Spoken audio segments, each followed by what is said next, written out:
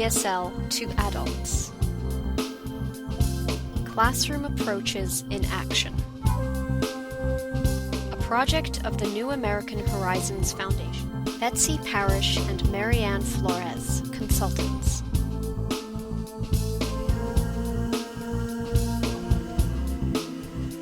Building literacy with adult emergent readers.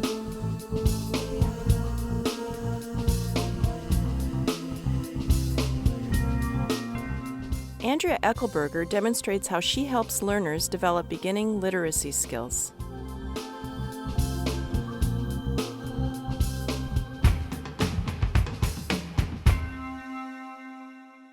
Introduction: Creating a Class-Generated Story. Yesterday, we wrote a story. What happened in the story? Yeah. What did we do in the story? Where did we go? Hardware store. The hardware store. Where is the hardware store? Pain Avenue. Mm-hmm.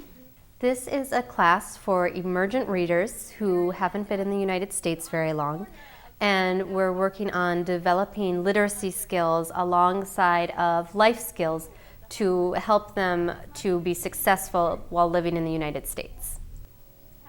We have classes for 20 hours a week, 2 hours in the morning, a short break, and then another 2 hours after lunch. Questions?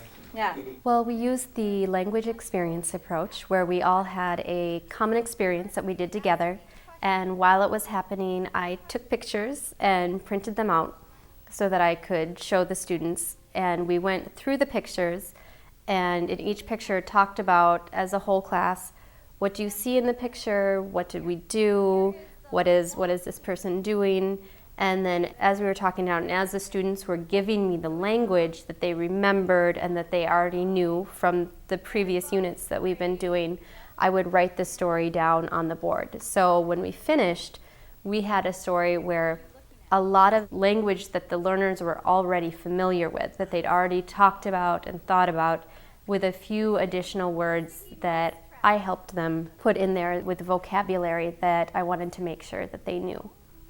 Nice, nice. Do you use the mouse trap? Yeah, some people bought mouse traps. The mouse traps, and we found the cockroach powder and the bed bug spray.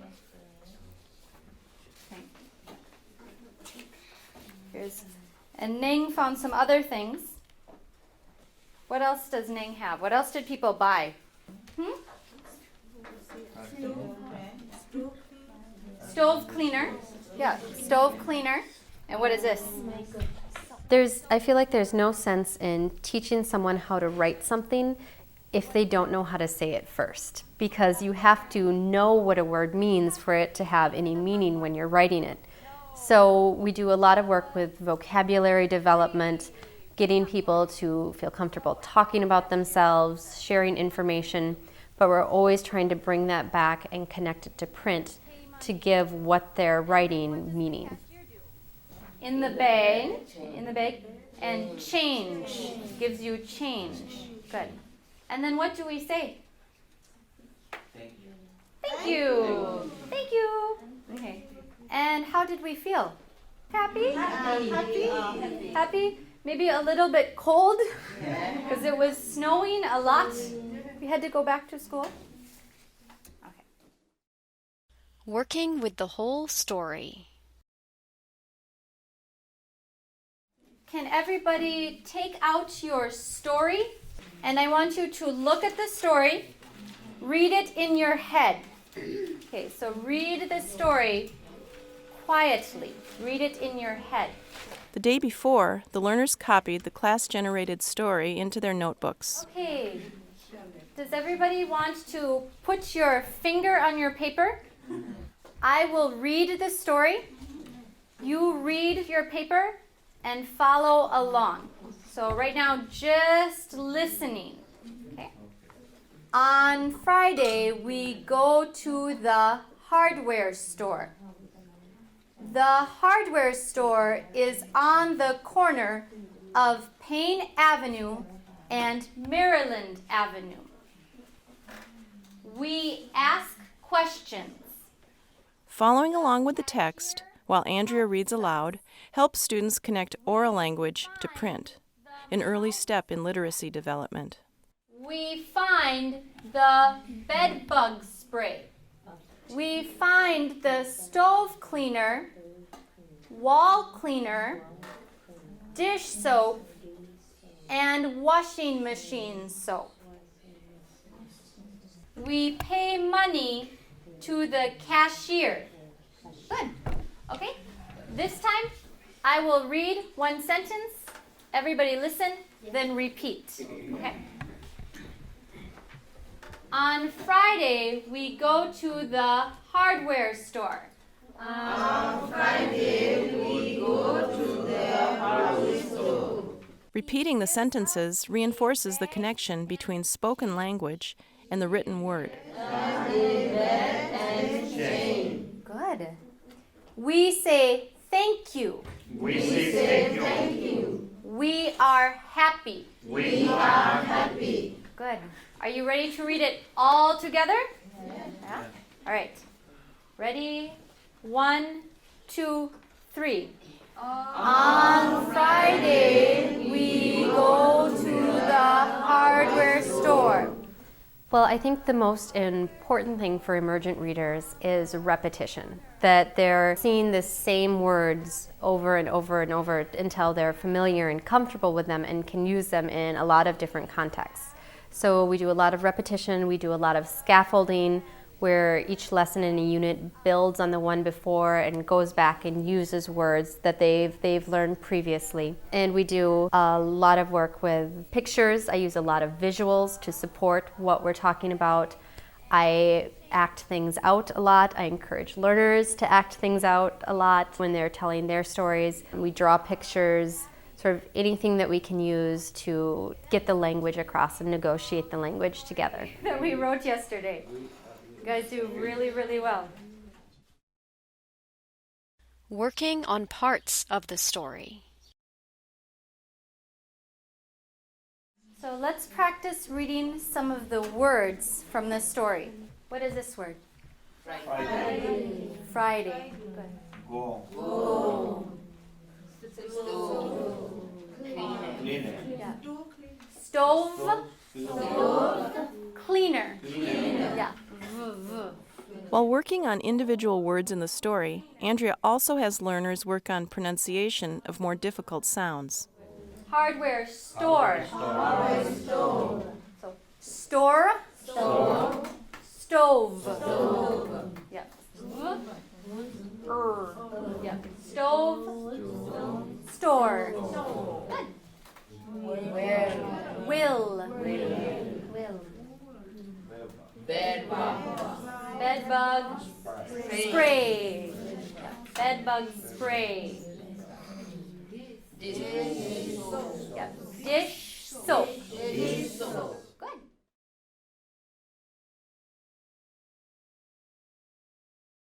So out of these words, what words have the same sound? What words have the same sound?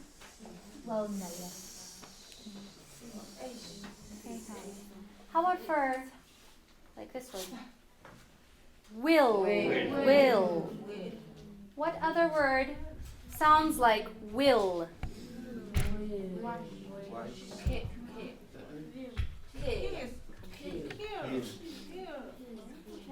Kill. Yeah, you're right. Will, and washing machine. Yeah. But when we say the words rhyme, the same sound. Will, kill. Will, kill. People's vocabularies always seem like they grow bigger than their reading and writing skills, faster than their reading and writing skills. So when they're learning how to write, knowing that this word sounds like another word that I know how to write, so maybe if I just change the first letter, now I know how to spell it. And they don't have to go through sounding out each tiny little sound to do the spelling, and it makes their spelling faster and a lot more natural. Bill. I-L-L. Bill. Bill. Kill. Will. Kill. Bill. Recognizing word order.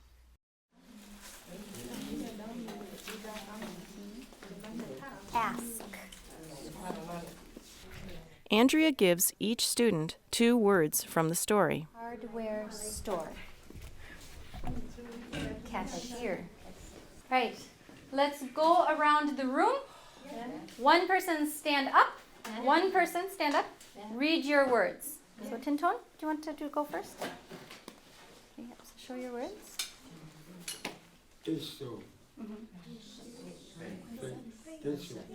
Pay. Good.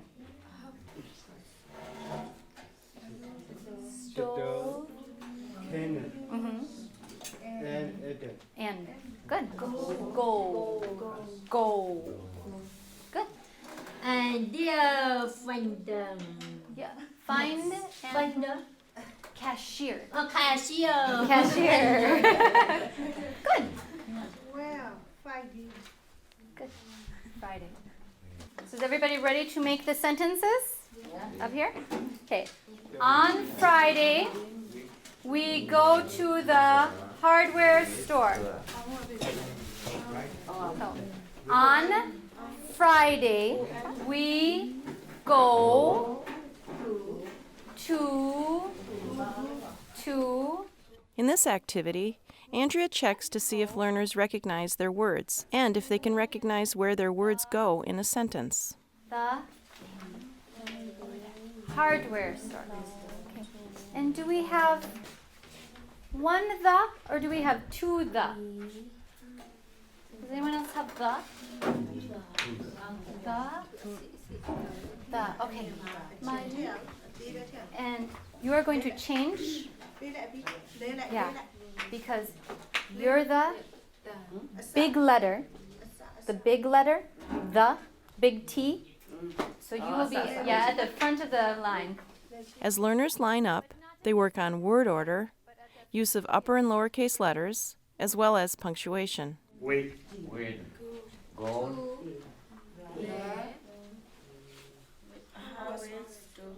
Period. On Friday, we go to the hardware store. On Friday, we go to the hardware store. Good. Building fluency.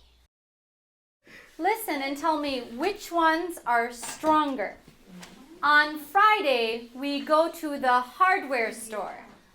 On Friday, we go to the hardware store. Yep. Okay. Everybody stand up. A fluent reader can say whole sentences with natural sentence stress. Friday, we go to the hardware store. Good job. All right, sit down. I have younger learners who like to get up and move around and be very active. And so this really helps the people who like to get up and be active and use their bodies to help them remember and help them learning. But it seems like everybody, no matter what their learning style is, really enjoys movement in English class. Last one, then we'll take a break. You ready? We say thank you. One more time. We say thank you. Recognizing sight words. Ready to speak English? Okay. So first, what way is this? Everybody. What about this? Down. Left. Good. Left. Up. Right. A fluent reader recognizes sight words without sounding them out. Andrea prepares learners for a fly swatter game to practice recognizing sight words very quickly. Right. Up. Down. Left. Right. All right. So remember, you want to give directions in English, and you can spell the words. All right. So let's get 2 students. Sister-in-laws.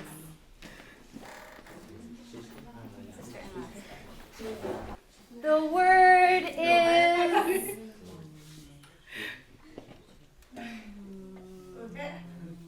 pests. Pests.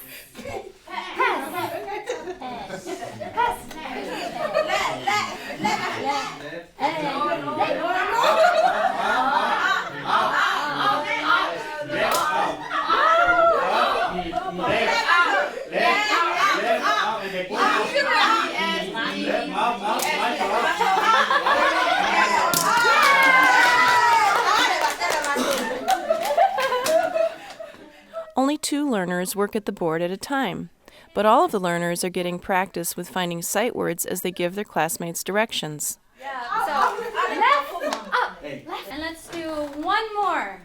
Who wants to come up again? So it's a way to get learners to practice sight words very quickly. A lot of them use the first sound in the word. If it starts with they're looking for one that starts with an R. Looking for something that starts with an M. So they're working on their phonics, but they're also working on just the sight words, which is really useful for the smaller words, the, is, and, in, that we use every day.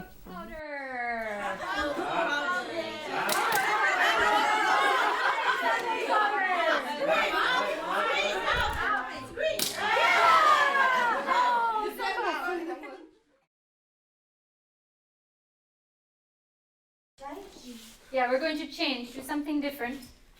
I'm going to put you into partners, and we are going to practice spelling words. How many students do we have today? 19. 19?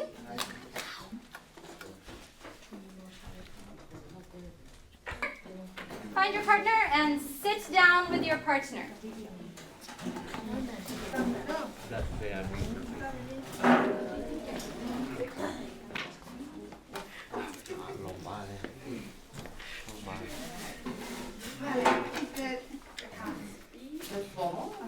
Yep, so spread out your cards, spread out your letters. So this week we are working on words with the sound cha, cha,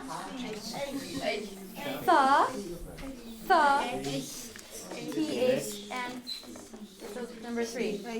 Cha, and yeah.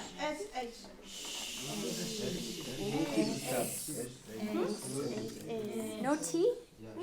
Look at the words.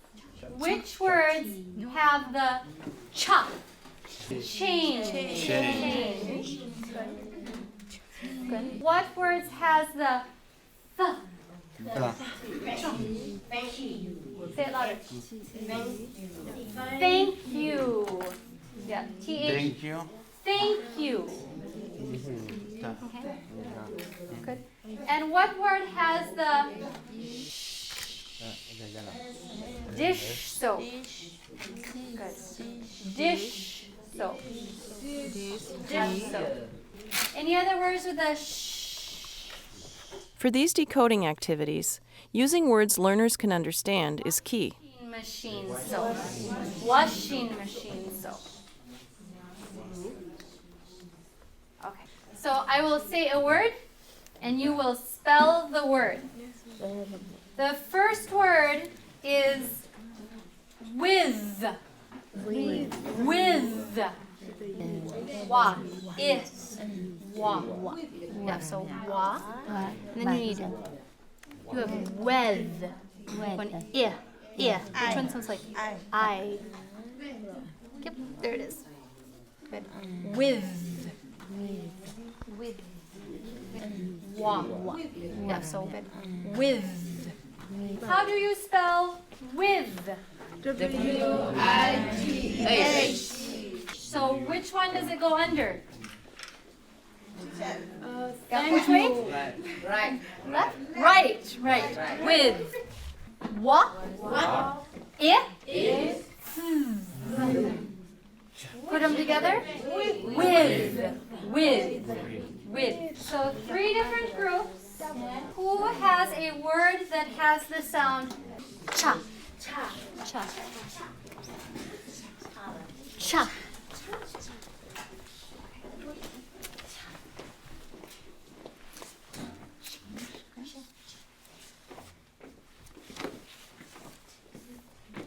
Good.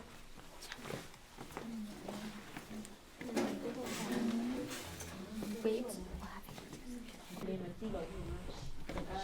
Okay. So, what is the sound? Cha. Which.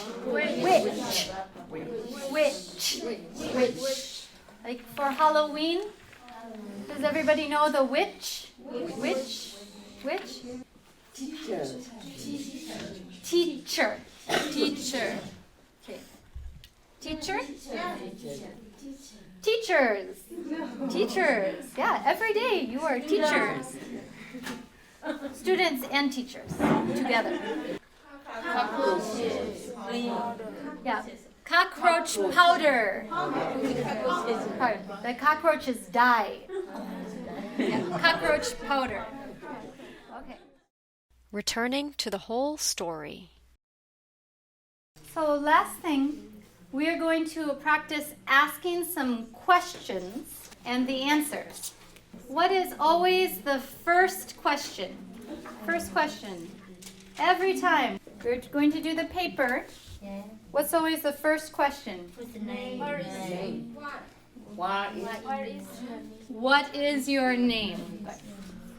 Andrea prepares the class for an interview activity that draws from the whole text as well as language learned in earlier lessons.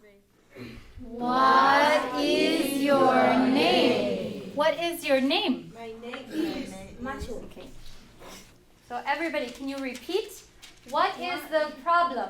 What is the problem? So how do you answer the question? My family no key. Yeah, my problem. My problem Problem is good. is I heard problem is. Okay. no. No heat. No heat. What else? What is the problem? Many of the practices in this lesson draw on techniques used to teach reading to children. What other problems? But the content is so different from children to adults.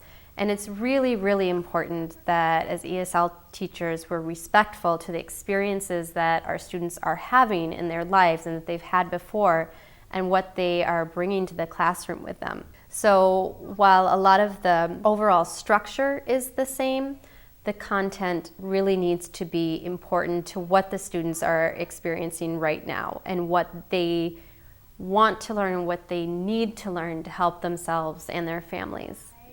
Have no problem. So let's practice these.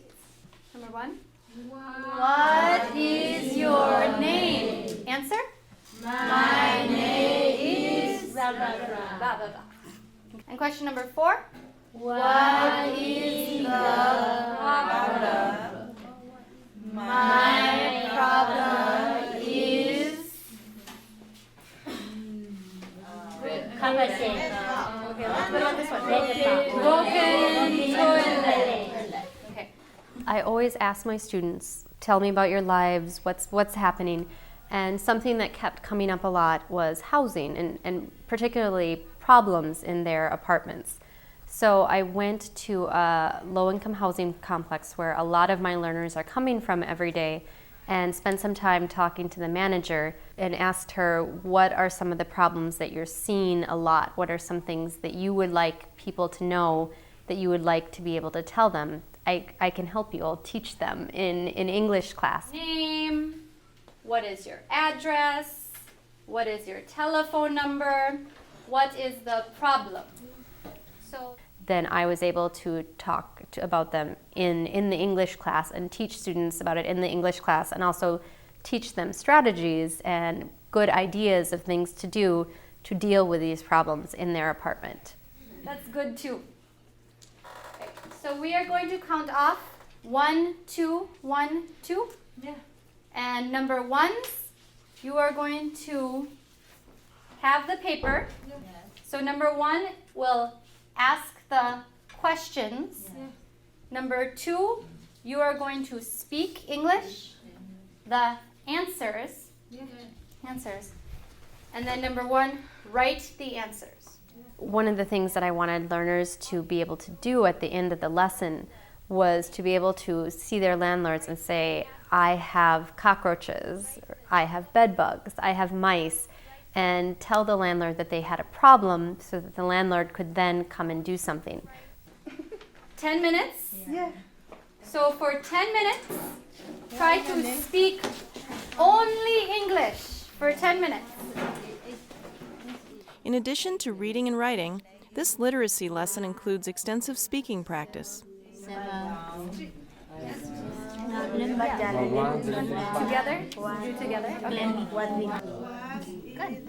In a typical week, we work on the one main text. So Monday, we will work together looking at the pictures and write the story together. And then throughout the rest of the week, we're looking at the different parts of the story, working on the sounds in the story, working on the sight words in the story, working on fluency with this story, working on the vocabulary in this story, answering questions about it, and constantly looking at the parts and then going back to the whole. And so by the time we get to the end of the week, learners have had 4 or 5 days of instruction on that one particular story, and they are able to read it fluently. They know all of the words in it, they're familiar with it, and they can retell each other the story fluently in English. What is your address? My address is 1235 What is your telephone number? My telephone What is the problem? My father is Cockroaches? Many cockroaches? Do you call your manager? A-W-E-R. R. Broken drawer. Y-A-C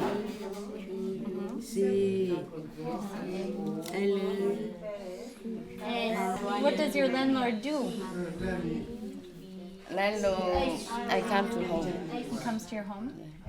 Does he put down powder? Powder cooking. Mice. Macho, what is your problem? Spray? Yeah. Spray. Spray. Bed bugs? Yeah, better by I love you. And they bite you? Let's read the problems together.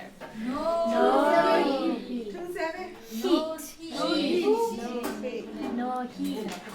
Good.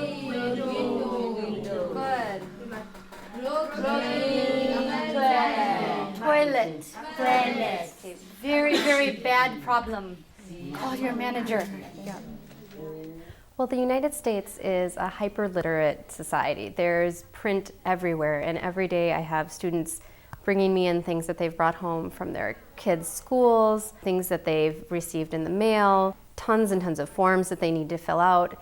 And so there's print everywhere, and if you are not able to read and write in the United States, it's really a huge detriment. So we start working on those literacy skills and identifying print right away so that when students see things in their daily life, they're already starting to be able to connect what we're doing in the classroom to what they see in their everyday lives. We are listening to English. Listening to English. Do you speak English? Tabepe, do you speak English? And learn English. Good. Mai, do you speak English? I do English. Learning. Mimi, do you speak English? English. Good. Yeah. Kubi, do you speak English?